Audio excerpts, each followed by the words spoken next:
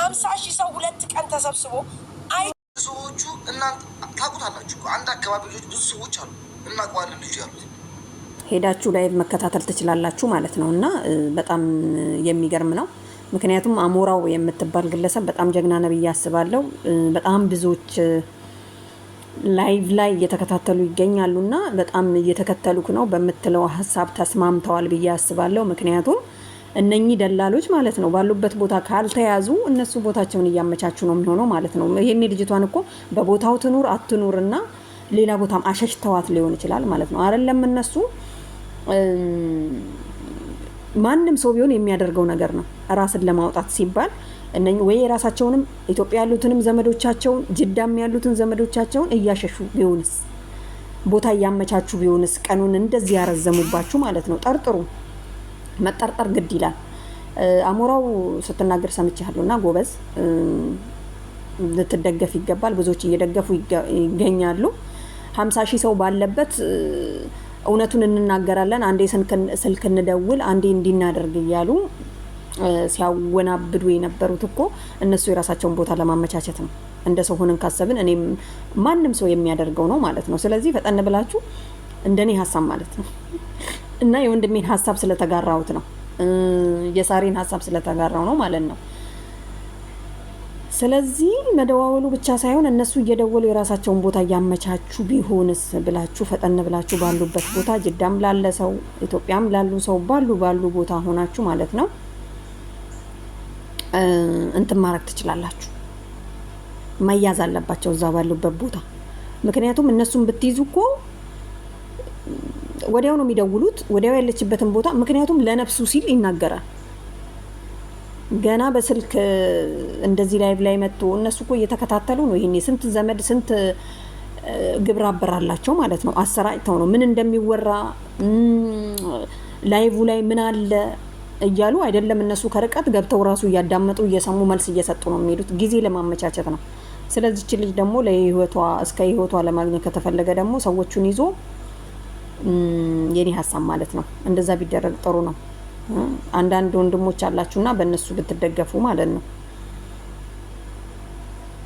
በጣም ታሳዝናለች እቺ ልጅ። እንግዲህ የሁሉም እንትን ነው አይታችኋል። እንግዲህ 9 ወር ሙሉ እዛ የምትቀመጥ አንድ እህት ወንድሞችም እኮ ሊኖሩ ይችላሉ፣ ሴቶች ብቻ አይደሉም ማለት ነው። እና በጣም ከባድ ነው።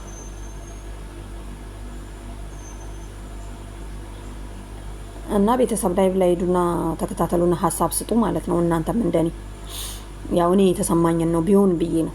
ምክንያቱም እነኚህ ሰዎች ይሄን ሁሉ ቀናት የሆነ ነገር እያደረጉ ቢሆንስ እርግጠኛ ነኝ እንቺ ልጅ እኮ ቦታ ቀይራለች። ይሄኔ ቀይረዋታል፣ እዛውማ ያስቀምጧት ፈጣሪ። እሷ በዚህን ሰዓት አሁን እስቲ ምን ውስጥ ትሆነ ራሱ ማን ያውቃል? ማንንም የሚያውቀው ነገር የለም ማለት እነሱ ማለት ነው። ስለዚህ እነኚህን ሰዎች መያዝ ነው ያለባቸው ማለት ነው። ምንም እንትን ማረጊያ ቦታ ያስፈልጋል።